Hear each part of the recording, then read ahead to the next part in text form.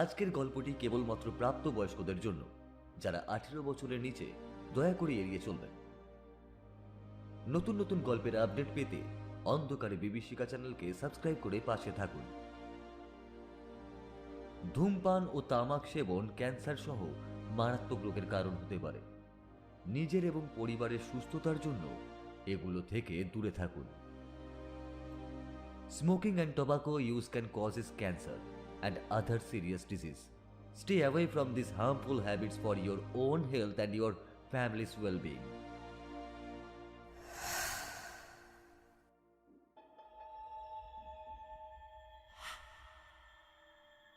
রাতে একটা অদ্ভুত আওয়াজে ঘুমটা ভেঙে যায় সীমন্তের। তার চোখ দুটো ঘুমে জ্বলছে। বিরক্তি ভরা চোখে সে টেবিল ল্যাম্পটা জ্বালালো। পাশে ফিরে দেখল সায়নী দিব্যি নাক ডাকছে। এই শব্দটা ঠিক কোথা থেকে আসছে? এখনো মনে হচ্ছে শব্দটা শোনা যাচ্ছে। একটু কান পেতে শোনার চেষ্টা করে সীমন্তী। রাত 2টোর সময় এমন আওয়াজে তার ঘুমটাও যে আসছে না। আর না জানি কি খেয়ে ঘুমাচ্ছে সায়নী। সীমন্তীর মনে হলো মেঝেতে প্রবল আক্রোশে কেউ নখের আঁচড় দিচ্ছে। খোলা জানালা দিয়ে বাতাসের শীতল স্পর্শ শিহরণ জাগালো সীমন্তীর শরীরে। বুকের ভিতরটা অস্বস্তি করছে। বিছানা ছেড়ে টেবিল থেকে বোতল তুলে কিছুটা জল পান করে বুকটা ঠান্ডা করল সে। দরজাটা খুলে ধীরে ধীরে বাইরের এক ফালি বারান্দায় এসে দাঁড়ালো। তারপর তার হঠাৎই মনে হলো কিছু একটা হঠাৎ করেই সরে গেল তার উপস্থিতিতে। অন্ধকারে গা মিশিয়ে থাকা জিনিসটা চোখে পড়ল না তার। সীমন্তী তখনও ভয় পায়নি। সায়নীকে না ডেকে সে একাই সিঁড়ি দিয়ে ছাদের দিকে পা বাড়ালো। ছাদের সামনে এসে সে অবাকই হলো। ছাদের দরজাটা হাঁ করে খোলা। কিন্তু এটাই বা কি করে হলো? আজকেই সন্ধ্যার সময় ছাদে মেলা জামা কাপড় তুলে ওই তো ছাদের দরজা বন্ধ করে দিয়ে গিয়েছিল। মাথায় ঢুকলো না তার এই বিষয়টা। আঁচড়ের শব্দটা ক্রমশই বাড়ছে যেন। ছাদের দিক থেকে স্পষ্ট কানে আসছে সেটা।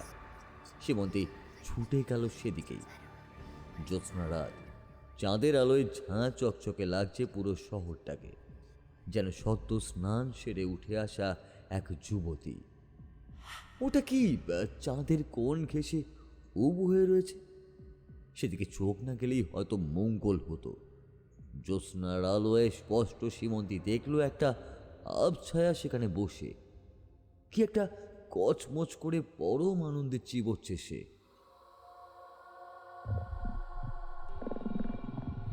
সীমন্তী দূরে দাঁড়িয়ে দেখছে তাকে। খাওয়া শেষে যখন সে মুখ ঘোরালো পিছন দিকে, হৃদয়ে বজ্রাঘাত হলো সীমন্তীর। তার চোখের সামনে বসে যে আছে সে আর কেউ নয়, সায়নী। কোনো এক রাতচরা পাখিকে সে নিজের ভোজন বানিয়েছে। সীমন্তীর পায়ের নিচের অংশটা টলতে শুরু করছে। 2 হাতে মাথা চেপে ধরে সে মুখ থুবড়ে পড়ল সেখানে।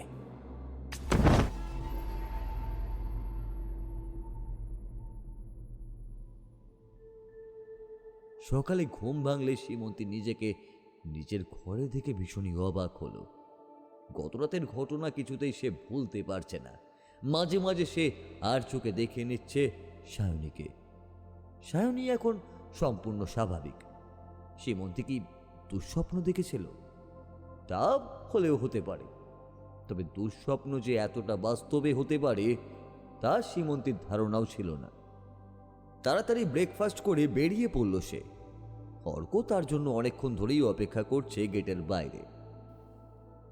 তোমাকে কতবার বলেছি না এখানে আসবে না? বাড়ি বলির কথা শুনতে আমি পারবো না, কিন্তু আমাকে কিছু বললে তোমাকে ফোন ধরিয়ে দেবো, কথা বলে নেবে। সীমন্তী একটু বিরক্ত হয়েই কথাগুলো বলল অর্ককে। গতরাতের ঘটনাটা ও চেপে গেল। বেকার অতিরিক্ত টেনশন দিয়ে লাভ নেই অর্ককে। সীমন্তী যে ভাড়া বাড়িতে থাকছে সেই বাড়িওয়ালি খুবই খিটখিটে। মাস গেলে মোটা টাকা নেয়, ওনার কথা মতোই সব করতে হয়। তা সত্ত্বেও দিন দিন উনি যেন মাথায় চেপে বসছেন। কোনো ছেলের সাথে কথা বলতে দেখলেই রীতিমতো অপমান করেন উনি ওদেরকে। এই পুরুষ নামক জীবটাকে তিনি প্রচণ্ডই ঘেন্না করেন। তার কারণ জানতে চাওয়ায় তিনি শুনিয়েছিলেন একটা গল্প। উনি যখন নাকি ছোট ছিলেন, ওনার বাবা প্রতি রাতে নেশা ভান করে এসে ওনার মাকে খুব মারধর করত। বাবার ওই রূপ এখনো তার চোখে ভাসে। সেই থেকেই উনি পণ করেছিলেন কোনো পুরুষকে নিজের জীবনের ধারে কাছেও ঘেঁষতে দেবেন না কখনো। এই যে মিস্টার, এবার চলুন। হা করে কি দেখছেন? অর্ক সীমন্তের খোপা থেকে ক্লিপটা খুলে নিল। ক্লিপটা খুলতেই দলা পাকানো চুলগুলো মুক্তির আনন্দে ছড়িয়ে পড়ল সীমন্তের কোমর পর্যন্ত। অর্ক তার দিকে তাকিয়ে মুচকি হেসেই বলল, অপূর্ব। এ কি, খুললে কেন চুলটা? খোলা চুলে তোমায় দারুণ লাগে, মনে হয় অনন্তকাল দেখেই কাটিয়ে দিই। সীমন্তী এবার ওর কান চেপে ধরে। আহ, লাগছে লাগছে, ছাড়ো ছাড়ো ছাড়ো। বয়ফ্রেন্ডের কান চেপে ধরছ? ছি, লজ্জা করে না? হ্যাঁ, চলো এখন, না হলে। তুমি আমাকে ভালোই বাসো না, ধুর। সীমন্তীর ঠোঁটের কোণের হাসির ঝিলিক দেখা দিল। টকাশ করে সে চুমু দিল অর্কর গালে। প্লিজ এবার চলো, দোকানটা খুলতে হবে তো। বেলা কতটা বেড়েছে খেয়াল আছে? চলুন রানী সাহেবা, উঠে আসুন আপনার রথে। সীমন্তী বাইকে উঠতেই একটা নাটকীয় ভঙ্গিতে বাইক স্টার্ট করলো অর্ক।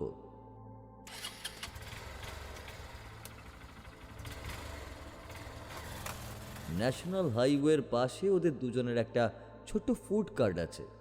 সকাল থেকে দুপুর পর্যন্ত খোলা থাকে সেই দোকানটা। ওদের দোকানটা হাইওয়ের ঠিক পাশে হওয়ায় এবং কাছাকাছি একটা স্কুল থাকায় সারাদিন রমরমিয়েই চলে তাদের দোকান। এই কয়েক মাস হয়েছে তারা এই দোকানটা খুলেছে। ইতিমধ্যেই সেই দোকানের সুখ্যাতি ছড়িয়েছে দূর দূরান্ত পর্যন্ত। সারাদিন দোকান চালিয়ে অবশেষে বিকেলের শেষ আলোটুকু ফুরিয়ে এলে দোকান বন্ধ করে বাড়ি ফিরতেই উদ্যত হয় অর্ক আর সীমন্তী। বাড়ি ফেরার সময় রাস্তার একপাশে দাঁড়িয়ে থাকা পুচকাওয়ালাকে দেখে বাইক থামায় অর্ক।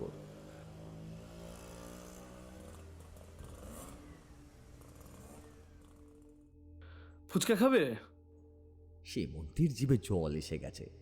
পুচকা তার খুবই প্রিয়। অবশ্যই, চলো তাড়াতাড়ি। দাদা, একটু বানান তো ঝালঝাল করে। পুচকা খেয়ে মনটা ভরে গেল ওদের দুজনেরই। অর্ক সীমন্তীকে প্রতিদিনই বাড়ির সামনে নামিয়ে দিয়ে যায়। কাল তাড়াতাড়ি এসো। Good night. Good night too. Bye bye, কাল দেখা হবে, ঠিক আছে? কথা বলা মাত্রই যেন ঝড়ের বেগে অর্কর বাইকটা দূরের অন্ধকারের সাথে মিলিয়ে গেল।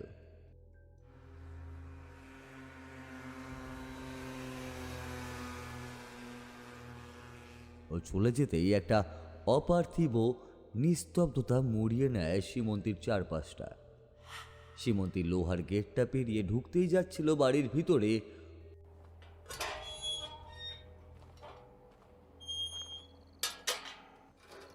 হঠাৎই তার পা দুটো থেমে গেল। কিছু একটা তার চোখে পড়ল। ভিতরে না ঢুকেই বাইরের দিকে এলো সে। রাস্তাটা পুরো ফাঁকা এখন। হঠাৎই একটা দমকা বাতাস কোত্থেকে এসে নাড়িয়ে দিতে শুরু করলো রাস্তার পাশে দাঁড়িয়ে থাকা অতি মানবাকার গাছগুলিকে। মাতালের মতো তারা যেন দুলছে কোনো একটা নির্দিষ্ট তালে। সেদিকে তাকাতেই গাটা শিউরে উঠল সীমন্তীর। কেমন যেন শীত শীত লাগছে। তাপমাত্রার পারদ যেন আচমকাই নেমে গেছে বেশ কিছুটা। সীমন্তী মনের ভুল ভেবে ফিরে যাচ্ছিল, কিন্তু তার আবার একই জিনিসই মনে হলো কেউ আড়ালের ওই ঝোপ থেকে ওকে দেখছে। কেউ মাঝে মাঝে হাত তুলে কাছে ডাকছে। রাস্তার পাশে জ্বলতে থাকা টিমটিমে ল্যাম্পপোস্টের আলোয় যতটুকু দৃষ্টিগোচর হলো, তাতে এটুকু নিশ্চিত সীমন্তী যে ঝোপের আড়ালে সত্যি কেউ লুকিয়ে আছে। ল্যাম্পপোস্টের রহস্যময় ক্ষীণ আলোকে আশ্রয় করে সীমন্তী সাহস করে এগিয়ে গেল সেদিকেই। তার মনের দুশ্চিন্তার বীজ ফুটে গাছ বেরিয়ে এসেছে। সে চাইছে এখনই সেটাকে পিষে মেরে দিতে।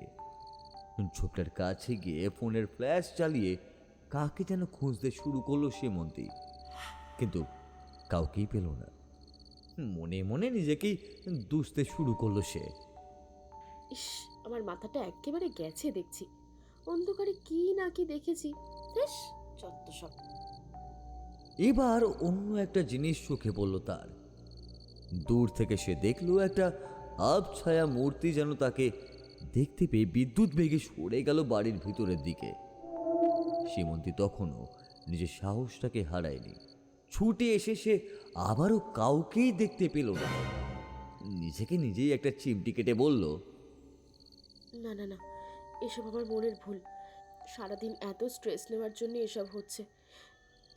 এখনই বাড়ি না গেলে আবার কি না কি ভূত ভেবে বসবো। দ্রুত পায়ে সে বাড়ির ভিতরে ঢুকে পড়ল। বাড়িতে ঢুকতেই সে মুখোমুখি হলো মিস সুলেখার সাথে। গম্ভীর মুখে উনি পায়চারি করছিলেন। সীমন্তীকে দেখে ওনার পা যেন থেমে গেল। এই যে মহারানী এলেন, তা এতক্ষণ কোথায় ছিলে জানতে পারি?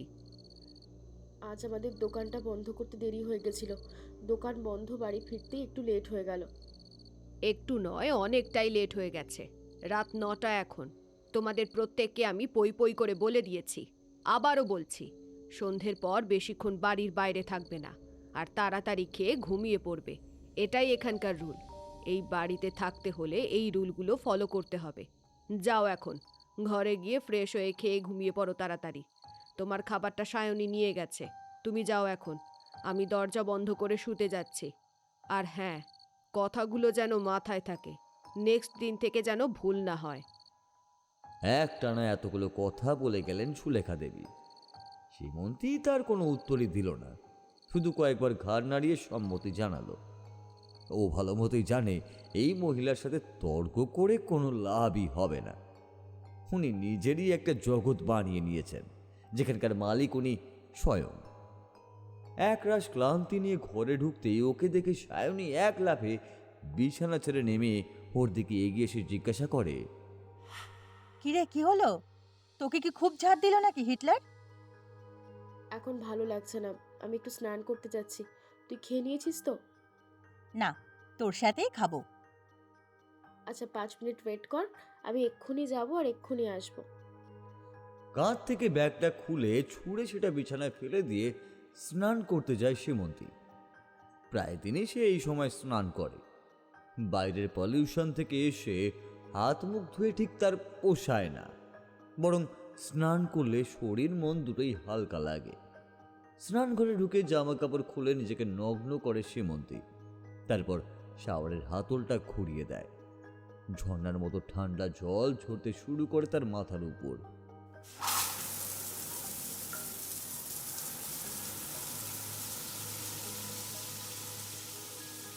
ধীরে ধীরে জলের বেপরোয়া স্পর্শে সিক্ত হয়ে ওঠে সীমন্তের কিশোরী শরীর। হঠাৎই বাথরুমের লাইটটা জ্বলতে নিতে শুরু করলো। সীমন্তী ভাবলো হয়তো লুজ কানেকশন হচ্ছে। এটা ভাবাও যা, পরবর্তী ঘটনার সম্মুখীন হওয়াও তা। এ কি, জলের বদলে সীমন্তীর শরীরের উপরে ঝরছে তাজা রক্ত। ভয়ে চেঁচিয়ে উঠল সে।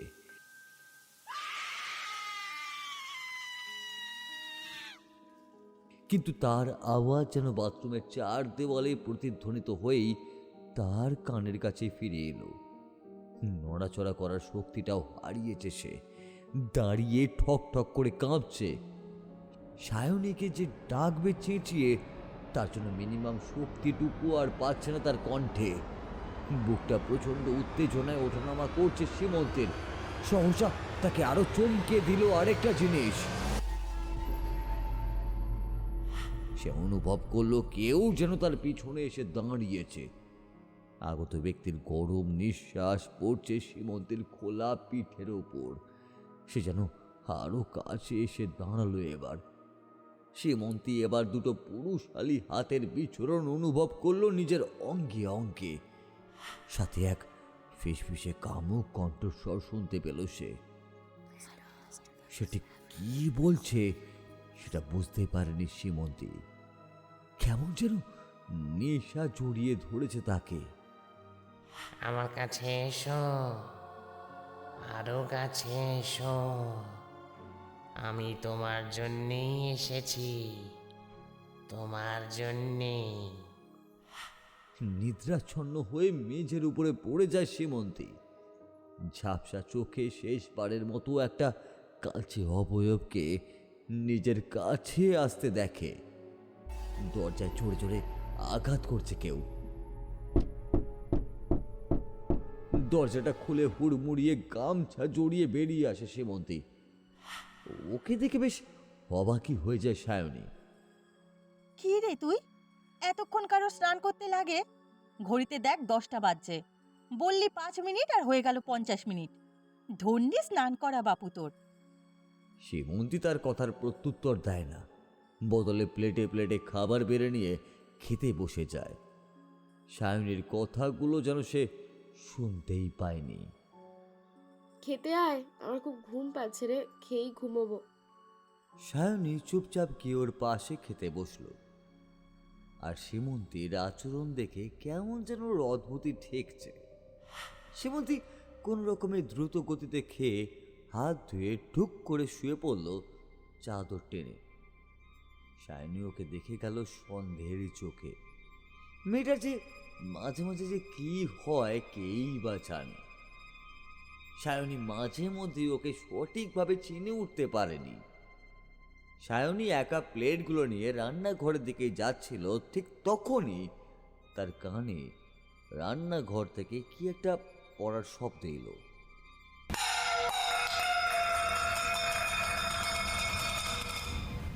রান্নাঘরে যে কি পড়লো সেটা দেখার জন্য সায়নী ছুটে গেল। রান্নাঘরে গিয়ে একটা জিনিস দেখে থমকে দাঁড়িয়ে গেল সায়নী। অপরিচিত এক ভয়ের আস্তরণ তাকে মুড়ে নিল নিমেষেই। ওটা কি মেঝেতে? সায়নী অবু হয়ে বসে দেখলো ভালো করে। আরে এটা তো দুটো পায়ের ছাপ, কিন্তু এত বড় পায়ের ছাপ কারই বা হতে পারে? কোনো মানুষের না, মানুষের পা এত বড় হতেই পারে না। তাহলে সায়নীর মাথাটা দুলে উঠল। একটা ঝিমুনি ভাব লাগছে। হঠাৎ করে ওরও ঘুম পাচ্ছে। সায়নী প্লেটগুলো বেসিনে রেখে চলে গেল নিজের ঘরে। পিছন ফিরে সে যদি একবার দেখত তবে তার চোখে পড়ত হঠাৎ যেভাবে পায়ের ছাপগুলো গজিয়ে উঠেছিল ঠিক তেমনই হঠাৎ করেই মিলিয়ে গেল, যেন সেখানে ছাপের অস্তিত্বই ছিল না।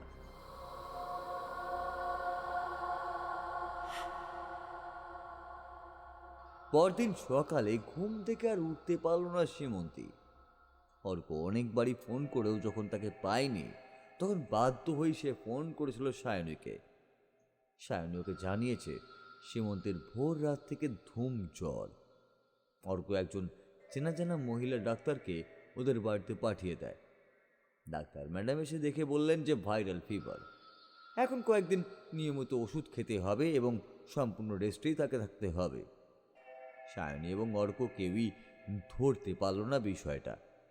হঠাৎ ধুম জ্বর কিভাবেই বা বাঁধিয়ে বসলো সীমন্তী। সে কি প্রতিদিন বিকেলে এসে স্নান করে বলে, নাকি সত্যি এটা ভাইরাল ফিভার?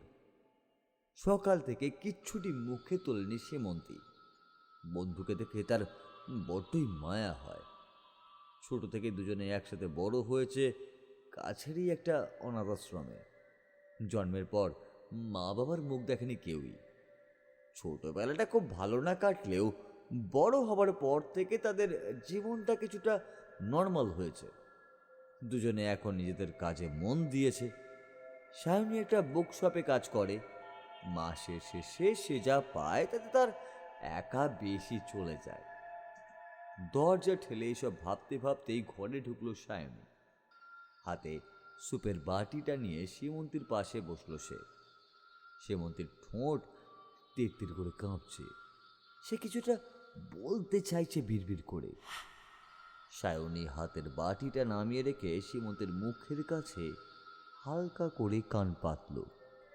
সীমন্তী পৈশাচিক হাসি হাসছে আর বলছে, সুন্দরী, এই সুন্দরী, কি দেখছিস আমার দিকে? দূরে কেন? কাছে আয়, আমার কাছে আয়। খপ করে সায়নীর হাতটা চেপে ধরে সীমন্তী। সায়নীর মাথায় চেপে বসলো ভয়টা। এইসব কি বলছে সীমন্তী? তার কি মাথাটা গেল নাকি? কি করছিস তুই? ছাড়, আবার লাগছে তো আমার। আমার হাতটা ছেড়ে দে। উফ, কি হচ্ছে এটা? কি ছাড় না। সায়নীর মনে হচ্ছে তার হাতটা কেউ শিকল দিয়ে বেঁধে রেখেছে। ধীরে ধীরে তার হাতের উপর চাপটা বাড়তে লাগলো। এক পর্যায়ে সেটা অসহনীয় হয়ে উঠল সায়নীর জন্য।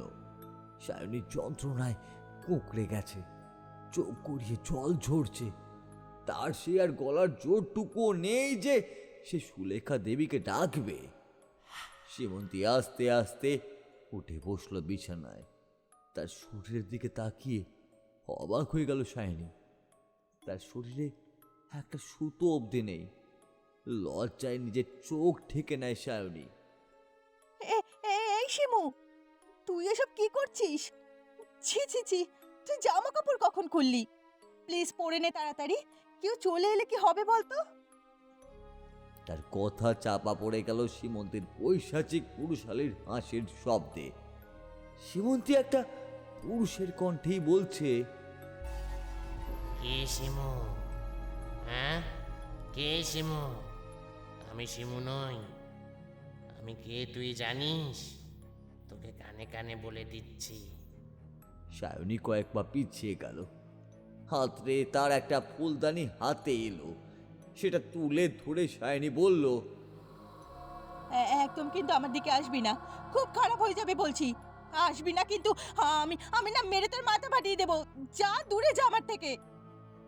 সীমন্তী নিঃশব্দে এগিয়ে গেল তার সামনে। সায়নী এক ঝটকায় সেটা সীমন্তীর মাথা লক্ষ্য করে চালিয়ে দিল। কিন্তু একই কাণ্ড!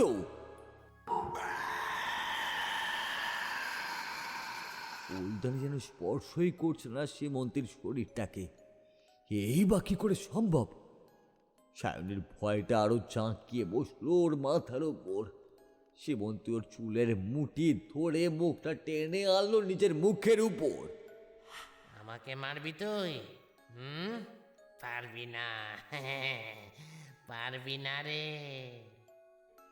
এক ঝটকায় সে জড় বস্তুর মতো সায়নীকে ছুঁড়ে ফেললো মেঝের উপর। এরপর সে হিংস্র সাপতের মতো ঝাঁপিয়ে পড়লো সায়নীর উপর। ধারালো দাঁত দিয়ে হিস হিস শব্দ করে কামড় বসালো সায়নীর ঘাড়ে। যন্ত্রণায় চোখ ফেটে জল গড়িয়ে পড়লো সায়নীর গাল বেয়ে। ধীরে ধীরে অবশ হয়ে এলো তার সারা শরীর। নিজের শরীরের উপর তার আর জোর নেই। হাত পার নাড়তে পারছে না সে। এরপর তার সাথে কি ঘটেছে না ঘটেছে তার আর কিছুই মনে নেই। তার এটুকু খেয়াল রয়েছে, শেষবারের জন্য সে দেখেছিল সীমন্তী তার ক্ষত স্থান থেকে ঝরতে থাকা রক্ত বৃহৎ এক জিভ বের করে চাটছে।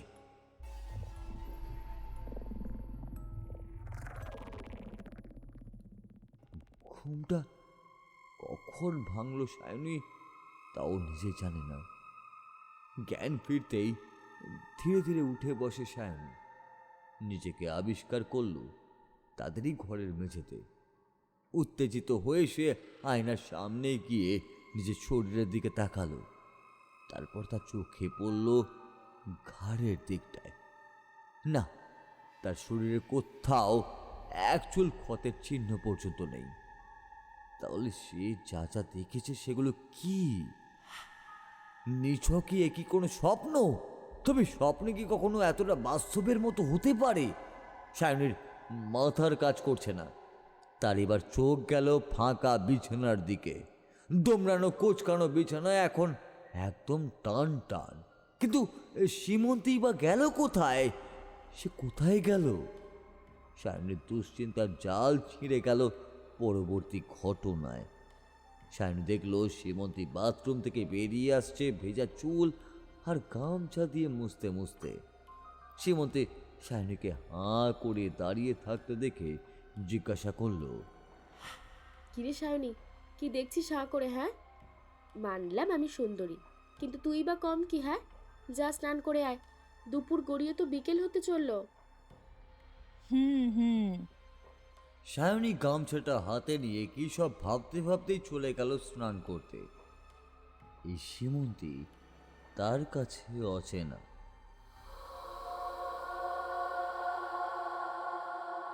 তার আচরণ দেখে বোঝাই গেল না কিছুক্ষণ আগে ঠিক কি কি ঘটনা সে ঘটিয়েছে। বিকেলে কাউকে কিছু না জানিয়ে বাড়ি থেকে বের হয় সায়নী।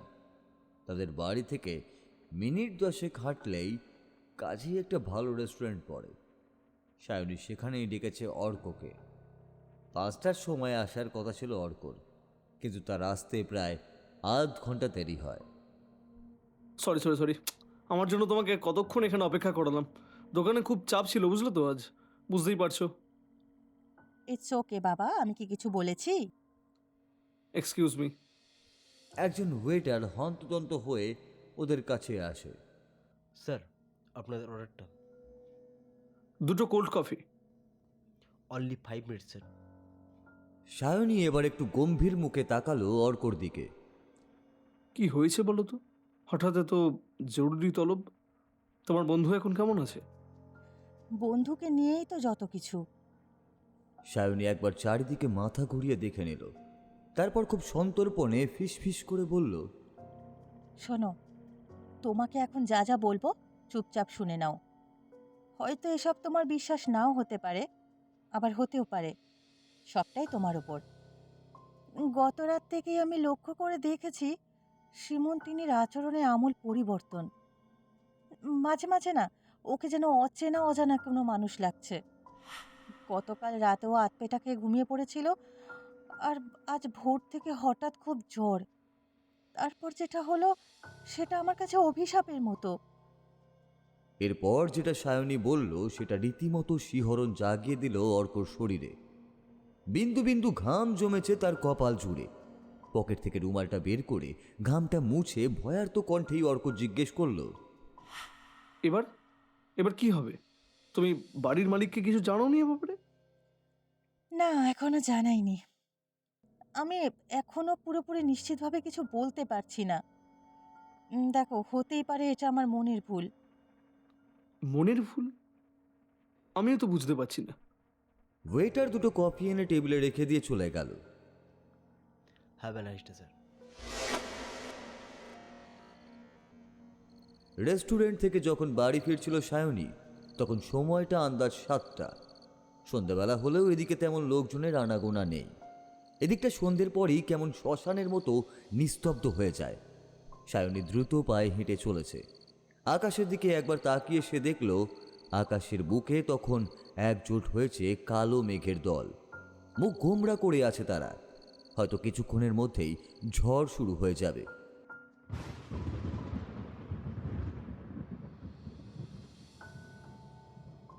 গতি বাড়ালো সায়নী। ঝড়টা উঠল যখন সে এসে পড়েছে বাড়ির কাছাকাছি। তুমুল ঝড় শুরু হয়েছে, সাথে মেঘেদের কর্কট শব্দ। রাস্তার দুপাশে দৈত্যাকার গাছগুলো নৃত্যরত ঝড়ের ইশারায়। সায়নী বাড়ি ঢুকতেই ঝুপ করে কারেন্ট বাবাজিও চলে গেল। বাইরে তখন ঝমঝমিয়ে বৃষ্টি নেমেছে। সায়নী ফোনের ফ্ল্যাশ অন করে উঠতেই যাচ্ছিল সিঁড়ি দিয়ে, হঠাৎই একটা চিৎকার ভেসে এলো উপরতলা থেকে। কি হলো? এটা তো সুলেখা ম্যাডামের গলা। না, এখনই ওপরে যেতে হবে। সায়নী উপরের ঘরের কাছে গিয়ে দেখল ঘরের দরজা খোলা। তার বুকের উপর চাপটা উদয় হলো নতুন করে। থরথর করে কাঁপতে কাঁপতে ঘরের ভিতরে ঢুকলো সে। ভিতরে ঢুকে যা দেখলো তা দেখে তার পায়ের নিচের মাটি সরে গেল মুহূর্তেই। সে দেখল ফ্ল্যাশের আলোয় একটা ছায়া অবয়ব গলা টিপে ধরেছে সুলেখা ম্যাডামের। ওদিকে ওনার থেকে হাত পাঁচেক দূরে মেঝেতে মুখ থুবড়ে পড়ে আছে সীমন্তী। সায়নী চিৎকার করে বলল, সুলেখা ম্যাডাম, কি এসব? আপনার এই অবস্থা কে করলো? সায়নী, সায়নী, তুমি পালিয়ে যাও, পালিয়ে যাও এখান থেকে। ও- ও তোমাদের বাঁচতে দেবে না। ও জেগে উঠেছে এতদিন পরে, প্রতিশোধ নিতে এসেছে। ও প্রতিশোধ নিতে। কেউ যেন সুলেখার গালে সজোরে এক থাপ্পড় মারল। ব্যথায় কোঁকিয়ে উঠল সুলেখা। তাকে দেখে বোঝা যাচ্ছে তার খুব কষ্ট হচ্ছে। ওদিকে সীমন্তী উঠে দাঁড়িয়ে এগিয়ে আসছে সায়নীর দিকেই। সায়নী এবার ভয় পেল না তাকে দেখে। নিজের সবটুকু সাহস একসাথে করে সায়নী হুঙ্কার করল, কে তুই? কেন করছিস এসব? কি ক্ষতি করেছি আমরা তোর? ছেড়ে দে, ছেড়ে দে ওদের, ছেড়ে দে আমার বন্ধুকে। সায়নীর কথায় হেসে উঠল সীমন্তী। এক বিশ্রী হাসি হেসে সে পুরুষালী কণ্ঠেই বলল, ভয় পেয়ে গেলাম আমি। খুব ভয় পেয়ে গেলাম। চলে যা এখান থেকে শয়তান। যদি না যাই কি করবি? কিচ্ছু পারবি না তুই, কিচ্ছু না। আমার একটা চুলও উপড়াতে পারবি না।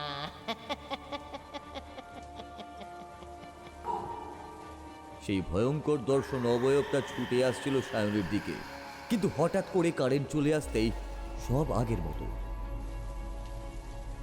সায়নী ছুটে গিয়ে জড়িয়ে ধরল সীমন্তীকে। সুলেখা নিজেকে স্বাভাবিক করে ছুটে এসে হুমড়ি খেয়ে পড়ল সীমন্তীর পাশেই। সীমন্তীর এই অবস্থা দেখে হাউ মাউ করে কাঁদতে শুরু করলেন সুলেখা। বারংবার একটাই কথা বলছেন তিনি, সব দোষ আমার, সব দোষ আমার। এ সব হয়েছে আমার জন্য, সব কিছুর জন্য আমি দায়ী, আমি দায়ী, আমি দায়ী।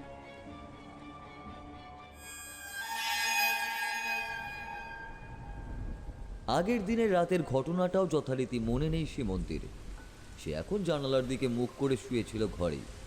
বৃষ্টির দাপট কমেনি কত রাত থেকে, এক নাগাড়ে ঝরেই চলেছে। সায়নী দেখল সীমন্তী এক মনে বৃষ্টি পড়া দেখছে। বেলা গড়িয়ে যাচ্ছে তড়িৎ গতিতে। সায়নী এবার নিচে চলে গেল, রান্না চাপাতে হবে। এরকম বৃষ্টির দিনে খিচুড়ি হলে মন্দ হয় না।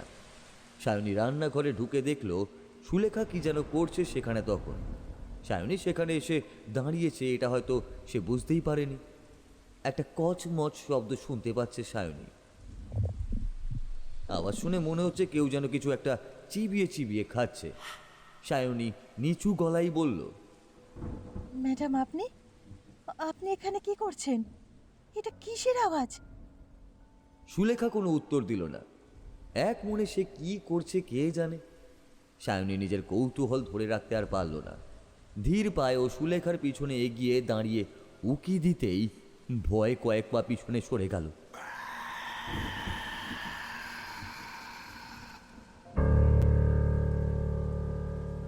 এসব কি করছেন সুলেখা?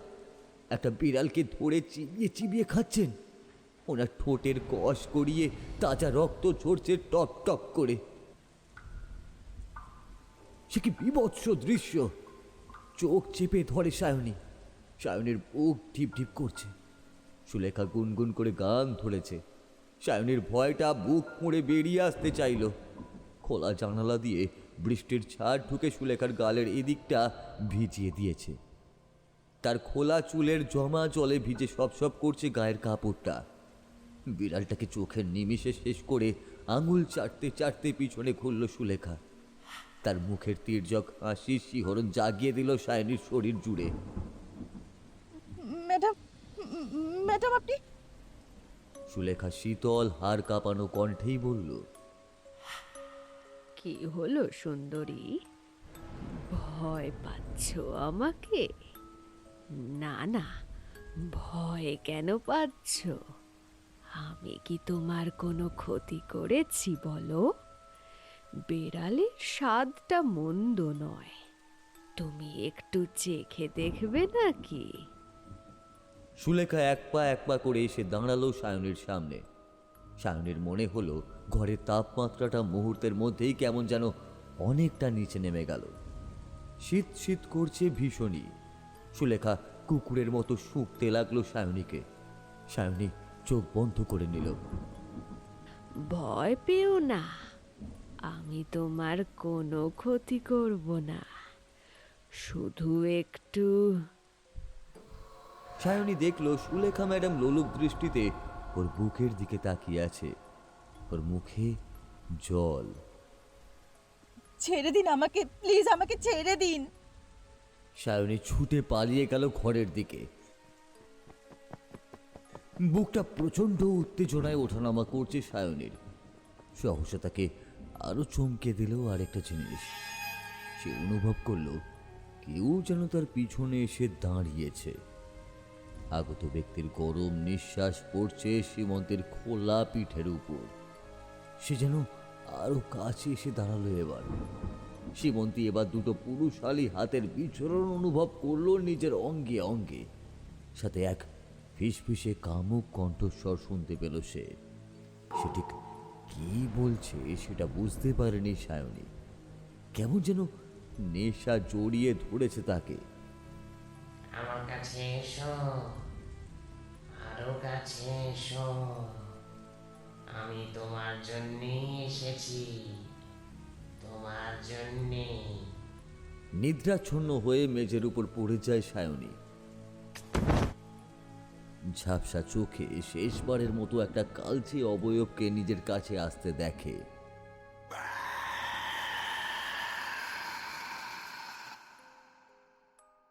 সপ্তাহখানেক কেটে গেছে। সীমন্তী এখন একদম সুস্থ। আজ অর্কর জন্মদিন। সে আজ সুন্দর করে সেজে গুজে অর্কর বাড়ি যাচ্ছে। অনেকদিন হয়ে গেছে ওরা একান্তে সময় কাটায় না। এই সুযোগে একটু কোয়ালিটি টাইম স্পেন্ড করা যাবে। বাস স্ট্যান্ড থেকে বাসে করে মিনিট 20 গিয়ে একটা ফাঁকা জায়গায় সীমন্তকে নামিয়ে দিয়ে নিজের পরবর্তী গন্তব্যের দিকে চলে যায় বাসটা। সীমন্তী কেক, মোমবাতি আর কয়েকটা জিনিস আগেই কিনে নিয়েছিল। সাথে তার প্রিয় মানুষটার জন্য একটা গিফটও নিয়েছে। বড় রাস্তা থেকে নেমে একটা মাটির রাস্তা ধরে বেশ কয়েকটা বাড়ি পেরিয়ে একটা বাড়ির সামনে এসে দাঁড়ায় সীমন্তী। মুখ তুলে দেখে যে সে ঠিক খুঁজে খুঁজে ঠিকই জায়গাতেই এসে পড়েছে। এর আগে সে কখনো আসেনি অর্কর বাড়ি, তাই চিনতে পারেনি প্রথমটায়। বাড়ির সামনে দাঁড়িয়ে অর্ককে কল করে সীমন্তী। একবার ফুল রিং হওয়ার আগে রিসিভ করে অর্ক বলল, কি হলো? কোথায় তুমি? এসে গেছো? তুমি একটু এসো, আমি বুঝতে পারছি না কোন বাড়িটা। একটু ওয়েট করো, আমি আসছি। মিনিট 5 পর একটা গলি থেকে বেরিয়ে আসে অর্ক। ওকে দেখে হাসতে হাসতে ওর দিকে পা বাড়ায় সীমন্তী। ছুটে গিয়ে ওকে জড়িয়ে ধরে, ওর গালে চুমু খেয়েই বলে, শুভ জন্মদিন প্রিয়। অর্ক মুচকি হেসে ওর কানে কানেই বলে, অনেক অনেক ধন্যবাদ। আমার গিফটটা? আমি তোমার গিফট। অর্ক এবার হেসে ফেলে। চলো, আমার বাড়িটা আজ তোমায় দেখাবো। কয়েকদিন পর তো আমরা এখানেই থাকবো। অর্কর বাড়িটা পুরনো দিনের হলেও বাইরের সাথে ভিতরের কোনো মিলই নেই। বাড়িটা খুবই সুন্দর। সীমন্তীর বেশ পছন্দই হয়েছে। সীমন্তী কোনোদিনই বেশি হই হট্টগোল পছন্দ করে না। নিস্তব্ধতায় একসাথে সময় কাটানোর মতো মজাই আলাদা। সারাদিনটা ওরা একসাথে অনেক গল্প করেছে, আড্ডা দিয়েছে, খাওয়া দাওয়া করেছে। আজকের দিনটাকে স্মরণীয় করে তুলতে ওরা ঠিক করেছে দুজনেই একসাথে সবটা হ্যান্ডেল করবে। রাতে কেক কাটার পর্ব মিটলে হালকা ড্রিঙ্কের ব্যবস্থাও করেছে অর্ক। 2টো গ্লাসে তরল পানীয় ঢেলে একটা গ্লাস সে এগিয়ে দেয় সীমন্তীর দিকে, অন্যটা নেয় নিজের হাতে। চিয়ার্স করে দুজনেই এক নিঃশ্বাসে সেটা গলায় ঢালে। পরপর কয়েক পেক শেষ করতেই নেশাটা চড়ে যায় ওদের মাথায়। ফুলের পাপড়ি বিছানো চাদরের উপর পাশাপাশি দুজনেই শুয়ে পড়ে। সীমন্তীর গালে আলতো ছোঁয়ায় হাত বুলিয়ে দিচ্ছে অর্ক। সীমন্তীর শরীরের উত্তেজনার সঞ্চার হচ্ছে, সে আর নিজেকে ধরে রাখতে পারছে না। অর্কর কাছে নিজেকে উজাড় করে দেয় সে। অর্ক নিজের পুরুষত্বের আবেশে সিক্ত করে তুলেছে সীমন্তীকে। সীমন্তীর সুপ্ত আগ্নেয়গিরিতে আজ প্রেমাগনুপাত ঘটাচ্ছে অর্ক। আদরে চুম্বনে ভরিয়ে দিয়েছে সে সীমন্তীর নব যৌবনের তরুণীকুড়িকে। একটা সময় এসে তাদের উত্তেজনার পারদ কমে যায়। অর্ক চাদর টেনে সীমন্তীকে জড়িয়ে অঘোরেই ঘুমিয়ে পড়ে। তন্দ্রায় দু চোখ ডুবে যায়। এর বেশ কয়েকদিন পর আবার জ্বরে পড়ে সীমন্তী। তার এমন হঠাৎ হঠাৎ জ্বরের কারণ ডাক্তার কিছুতেই বুঝে উঠতে পারছিল না। আসবো? এমা, আসুন আসুন, আপনারই তো ঘর, আসুন বসুন এখানে। সুলেখা ওর মাথার পাশে গিয়ে বসল। একবার ওর মাথায় আলতো করে হাত বুলিয়েই জিজ্ঞাসা করলো, জ্বরটা কমেছে? জ্বরটা কমেছে, শরীরটা একটু দুর্বল লাগছে। তা বেশ, আর কয়েকদিন বিশ্রাম করো, দেখবে আবার আগের মতো হয়ে যাবে। আমি বুঝতে পারছি না তোমার এত ঘন ঘন জ্বর কিভাবে আসছে। তা তোমার বন্ধুটি কোথায়? আমি বুঝতে পারছি না, সায়নী স্নান করতে গেছে। তাদের কথোপকথন চলাকালীন টলমল পায়ে বাথরুম থেকে বেরিয়ে আসে সায়নী। সায়নীর মনে যে দাবানল জন্মেছে তা আজ চাপা দেওয়া আর সম্ভব নয়। সে সুলেখার বুকের উপর আঁচড়ে পড়ে ফোঁপাতে শুরু করলো।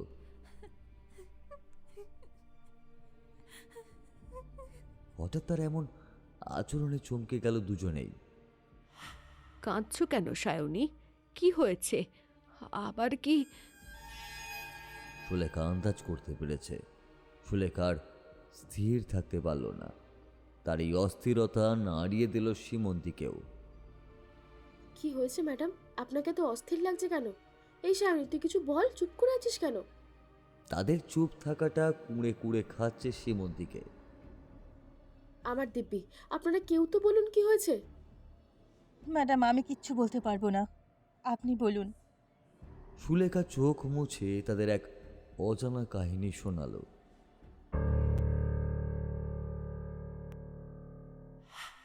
আমি তোমাদের বলেছিলাম আমি পুরুষ মানুষদের পছন্দ করি না।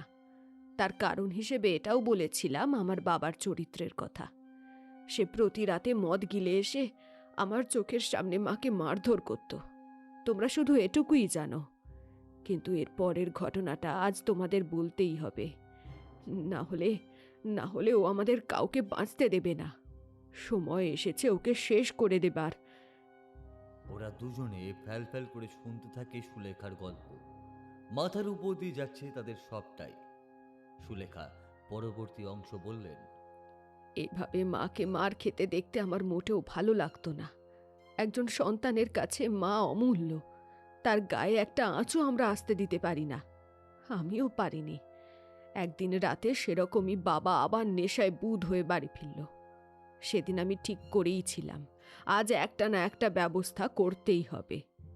সেই মতো আমি হাতে তুলে নিলাম একটা আঁশ বটি। বাবা যখন মাকে খুব মারছিল, তখন বাবার আর অন্য কোনো দিকে খেয়াল ছিল না। সেই সুযোগে আমি ঝাঁপিয়ে পড়ি বাবার উপর, আঁশ বটি নামিয়ে দিই বাবার গলায়। আমার এখনো মনে পড়ে বাবার সেই রক্তাক্ত নিথর দেহটা। গল্পটা এতদূর শুনে বুকে রক্ত হিম হয়ে গেল সীমন্তী এবং সায়নীর। সায়নী কাঁপা কাঁপা গলায় জিজ্ঞাসা করল, তারপর?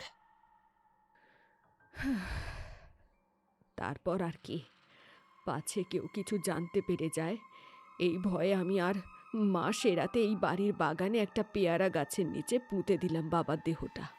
আর কেউ কিছু জানতেও পারল না। গ্রামে গুজব রটে গেল বাবা আমাদের ছেড়ে চলে গেছে। এই ঘটনার সঙ্গে বর্তমানের কি সম্পর্ক? সুলেখার মুখে বর্তমান দিনের ঘটনাগুলো শুনে ভয়ে আতঙ্কে চুপসে গেল সীমন্তী। তার চোখে স্পষ্ট আতঙ্কের রেশ। এই কদিনে এত কিছু ঘটে গেছে আমাদের সাথে, আর আমি বেমালুম সব ভুলে গেছি। এটা কি করে সম্ভব? এতে তোমার কোনো দোষ নেই, সব ও করেছে। সীমন্তী এবার দুয়ে দুয়ে চার করল। মানে আপনি বলতে চাইছেন আপনার বাবার অতৃপ্ত আত্মা এসব করছে? সুলেখা উপর নিচ মাথা নাড়ায়। সীমন্তী অবাক, সামনের দিকে তাকায়। সেও ইতিবাচক ইশারাই করছে। আমি নিজে সাক্ষী। এখন আমরা বাঁচবো কি করে ওর হাত থেকে? উপায় একটাই, মাটি খুঁড়ে বাবার কঙ্কালসার দেহের অবশিষ্ট অংশটা তুলে আগুনে পুড়িয়ে দিতে হবে। তাহলেই বাবার আত্মার মুক্তি ঘটবে। কিন্তু কে এই কাজ করবে?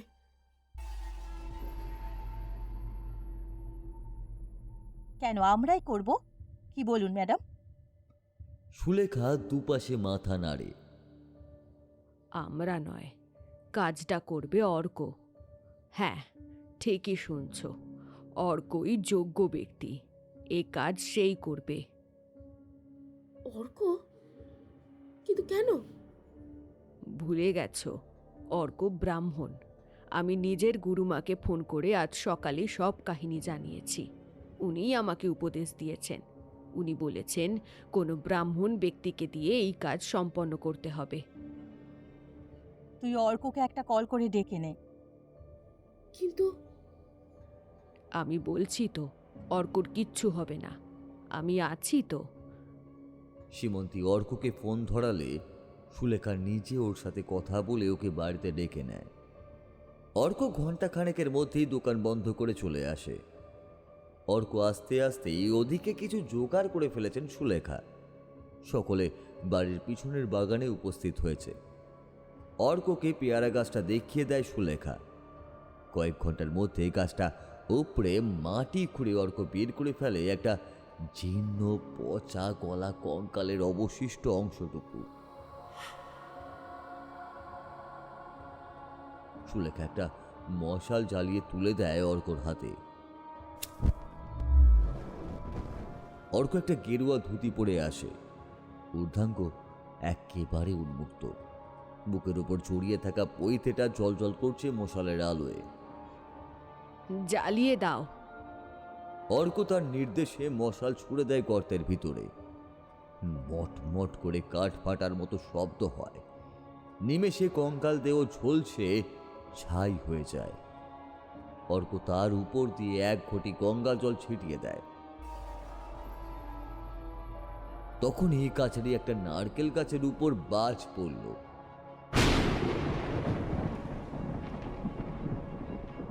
বাজ পড়ার শব্দ এতটাই তীব্র যে কানে তালা ধরার উপক্রম হয়েছিল। সুলেখা তার কপালে হাত জোর করে বলে উঠলেন, আর কোনো বিপদ নেই। আমরা এখন থেকে মুক্ত। আর কোনো বিপদ নেই। শয়তান শেষ হয়ে গেছে। সীমন্তী ছুটতে এসে জড়িয়ে ধরে অর্ককে। অর্কর কপালে চুম্বন করে বলে, ধুর পাগলি, আবার কান্নাকাটি কেন? সব ঠিক হয়ে গেছে তো? আমার খুব ভয় করছিল জানো। একটাই কথা বারবার মনে হচ্ছিল, যদি তোমার কিছু হয়ে যেত আমার কি হতো? তুমি ছাড়া যে আমার আর কেউ নেই গো, কেউ নেই। কোনো শক্তিই আমাদের আলাদা করতে পারবে না।